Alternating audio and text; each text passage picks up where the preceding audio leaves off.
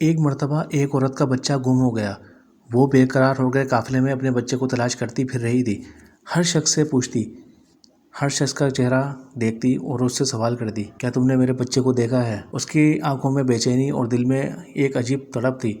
وہ سوچ رہی تھی پتہ نہیں میرا بچہ کہاں سے اور کیسے ملے گا۔ آخرکار اسے اپنا کھویا ہوا لخت جگر مل گیا۔ اس نے فوراً بچے کو اٹھایا، اپنے سینے سے لگایا، بار بار اس کا چہرہ دیکھتی، اسے چومتی اور بے اختیار رونے لگتی۔ اس کی یہ محبت دیکھ کر وہاں پر جتنے لوگ تھے بہت زیادہ متاثر ہوئے۔ اسی لمحے پیارے نبی صلی اللہ علیہ وسلم نے صحابہ کرام رضی اللہ تعالیٰ عنہ سے فرمایا، تمہارا کیا خیال ہے؟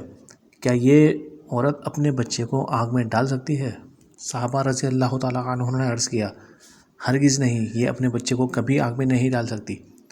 تو پیارے نبی صلی اللہ علیہ وسلم نے فرمایا، اللہ تعالیٰ اپنے بندوں سے اس سے زیادہ محبت کرتا ہے اور وہ ہرگز نہیں چاہتا کہ اس کا بندہ جہنم کی آگ میں جائے۔